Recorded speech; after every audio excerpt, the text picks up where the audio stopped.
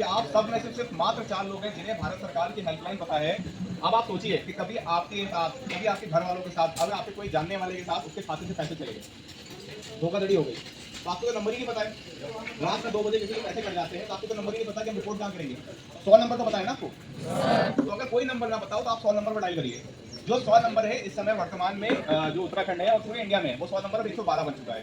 तो आपको याद रहना चाहिए। और जो इन 4 लोगों ने, करिश्मा, सुमित, आजाद और एक यहाँ पे आर्यन, इन 4 लोगों ने बताया, एकदम सही नंबर बताया। आप सब लोग याद कर लीजिए, जो लोग लिख सकते हैं लिख लें। Number is 1930। जब ये क्लास खत्म हो जाएगी, अभी क्लास स्टार्ट होगी, इस क्लास के बाद जब खत्म हो जाएगी तो मैं चाहता हूँ आप सब लोग मिला के बोलोगे कि भारत सरकार की हेल्पलाइन क्या है, 1930। उसका बढ़ावा देना है, उसको आपको इंकरेज करना है कि कभी किसी के साथ आर्थिक धोखाधड़ी हो जाए, फाइनेंशियल लॉस हो जाए, तो आपको तुरंत किस नंबर पर रिपोर्ट करना है, 1930 पे। यह मैं क्लियर हो गया, ठीक। अब जो साइबर अपराध की मैंने आपको परिभाषा बताई। अब साइबर अपराध जो है बेसिकली हम 5 तरीके से समझते हैं, जो लोग पीछे बैठे उनके लिए भी है। पहली चीज क्या है, किसी के साथ बैंक फ्रॉड हो गया, किसी के साथ मोबाइल के द्वारा फ्रॉड हो गया, तीसरा हो गया सोशल मीडिया, चौथा हो गया कंप्यूटर रिलेटेड, और पांचवा हो गया कोई भी महिला या बच्चे के साथ कोई भी साइबर अपराध होता है। तो ये 5 कैटेगरी होती है, 5 सब क्लासिफिकेशन होता है, जिसको हम, जो पुलिस है साइबर क्राइम को विभाजित करती है। मुझे उम्मीद है कि आपको ये चीज क्लियर हुई।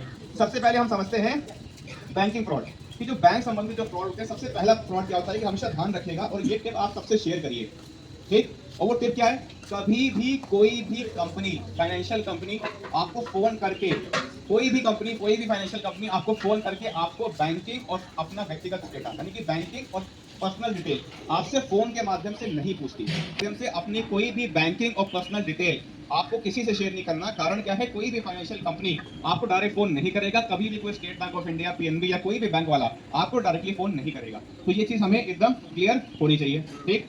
अब आते हैं एटीएम कार्ड क्लोनिंग। क्लोनिंग समझते हैं आप लोग?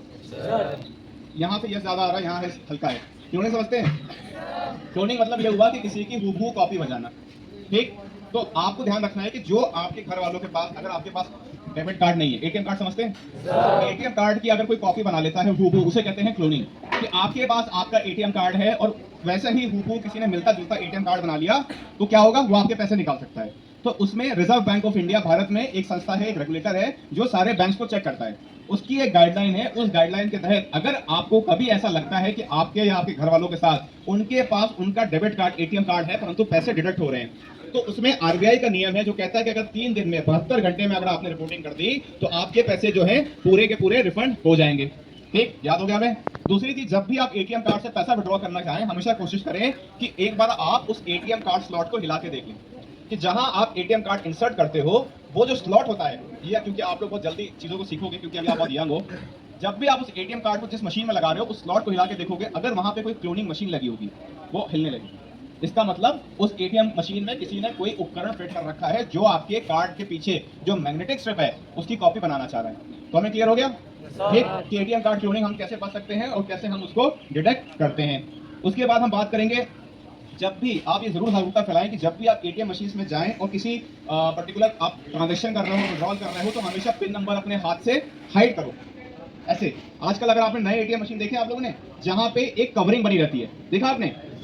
नए एटीएम मशीन में एक कवरिंग बनी रहती है। कारण क्या होता है कि जो साइबर अपराधी होता है वो एटीएम मशीन के ऊपर या किनारे एक पिनहोल कैमरा लगा देता है, और वो जो पिनहोल कैमरा है वो आपके कार्ड की डिटेल्स को कैप्चर कर सकता है, ठीक। तो जब भी आप इस चीज को देखें या कोई आपको, आपके जानने वाला अगर एटीएम कार्ड इस्तेमाल कर रहा है, तो उनको आप जरूर एक सजेशन दो कि जब भी आप पिन नंबर डालें, हाथ से उस कीपैड को हाइड कर लें जब आप पिन नंबर को पंच कर रहे होंगे, ठीक।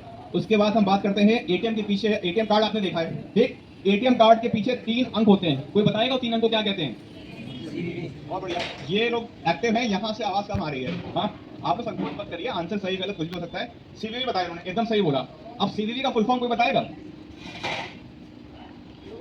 इसीलिए नंबर बता है, और ये सच्चाई है कि जितनी भी क्लास मैं या मेरी टीम लेती है, 99.9% लोगों को नहीं पता होता सीवीवी का फुल फॉर्म क्या है, क्योंकि हमें पता है कि हमारे एटीएम कार्ड के पीछे 3 अंक हैं।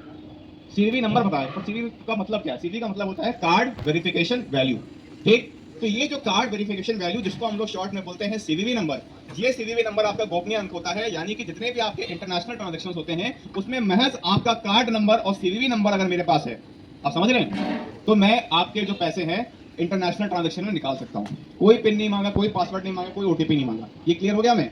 तो ये सीवीवी नंबर आपको गोपनीय रखना है और कभी भी किसी से शेयर नहीं करना, और फोन के माध्यम से बिल्कुल भी शेयर। एटीएम कार्ड आप लोगों के पास है, किसी के पास अभी नहीं है ना? क्लियर है? आपको एक कार्ड दिखा रहा हूँ मैं, ठीक। सब लोग देखिए, यहाँ पे एक वाईफाई सिंबल बना हुआ है, बना हुआ है। इधर देखिए आप लोग, यहाँ वाईफाई सिंबल बना हुआ है। पीछे वाले को देख लीजिएगा, वाईफाई बना होगा, है ना। आगे वाले कह रहे हैं तो ठीक, वाईफाई सिंबल बना है, देख रहा है। अब एक कार्ड आपको मिलेगा जिसमें ये वाईफाई सिंबल नहीं होगा, जो अमूमन मार्केट में होते हैं। मेरे पास भी इसमें वाईफाई सिंबल नहीं है। तो इस वाईफाई सिंबल का मतलब कोई बताएगा क्या चक्कर है? हाँ बताओ। इसका मतलब है इस कार्ड से हम टैप करके ट्रांजैक्शन करते हैं। बिल्कुल। तो इसका मतलब ये है, इस कार्ड को हम कहते हैं RFID कार्ड। आपको क्या नाम था आपका कार्ड है ना? आपका नाम क्या है? हाँ? सान्या। सान्या, आपको पता था आज तक कि इसका क्या मतलब है? अब आप देखो, ये आप कार्ड ले लो आप, ठीक। अब इसीलिए साइबर जागरूकता की आवश्यकता है इसे रखना कि कैडेट सान्या के पास एक कार्ड है जहां पे उसे स्वयं नहीं मालूम है कि इसमें, इस कार्ड पे जो वाईफाई सिंबल है इसका क्या मतलब है। कल को फ्रॉड होगा तो इसके लिए जिम्मेदार कौन होगा? स्वयं कैडेट सान्या या जिसका भी कार्ड है ये।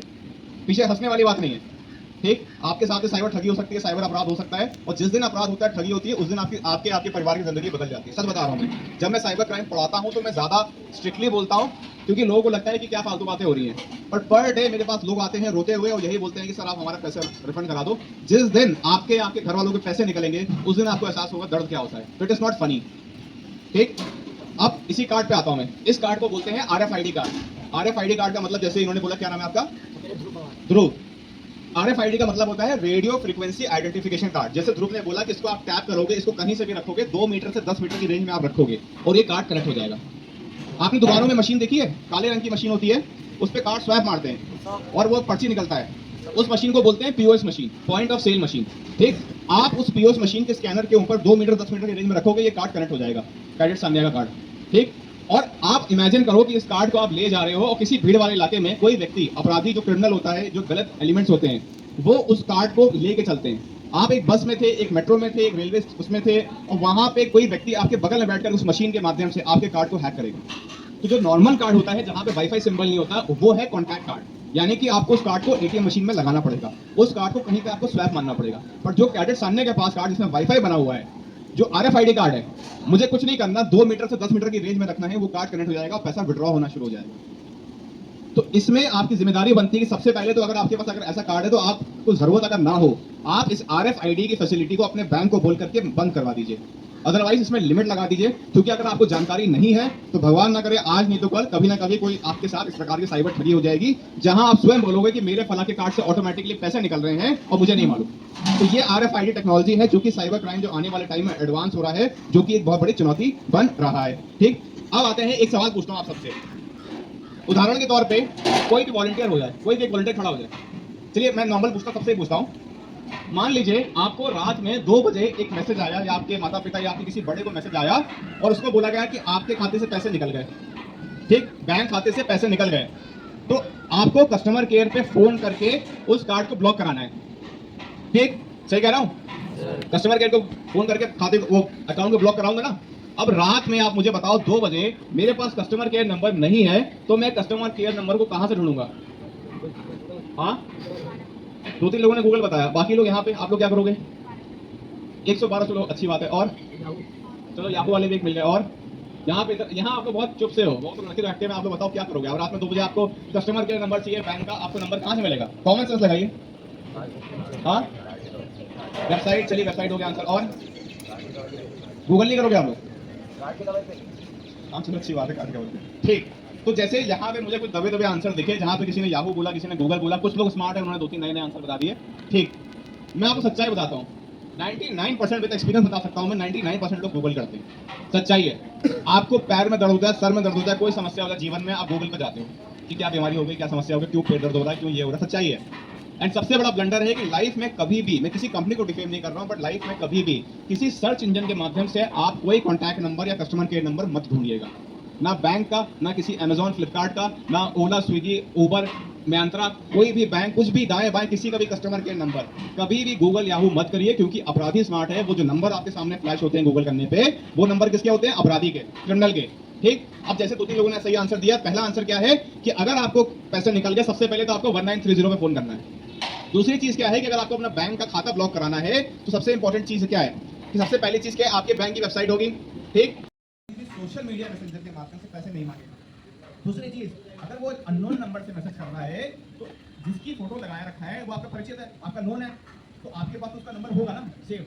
आप उसको फोन करके चेक कर लो कि क्या हो गया, क्या दिक्कत हो गई, कौन सी मेडिकल इमरजेंसी है। क्योंकि अमूमन लोग क्या करते हैं, फेसबुक पे फर्जी आईडी बना लेते हैं और फर्जी आईडी बना करके बोलेंगे कि फला का एक्सीडेंट हो गया है, मुझे तुरंत पैसे चाहिए। तो आप सिर्फ एक फेसबुक के मैसेंजर का मैसेज देख करके या नॉर्मल मोबाइल नंबर का मैसेज देख करके, फोटो पे विश्वास करके कि आप तुरंत उसको पैसा ट्रांसफर करवा दोगे, नहीं ना। पर ये होता है और अमूमन क्रिमिनल्स जो है इस प्रकार से लोगों को ठगते हैं, पर डे लाखों लोग उसमें पैसे गंवा रहे हैं।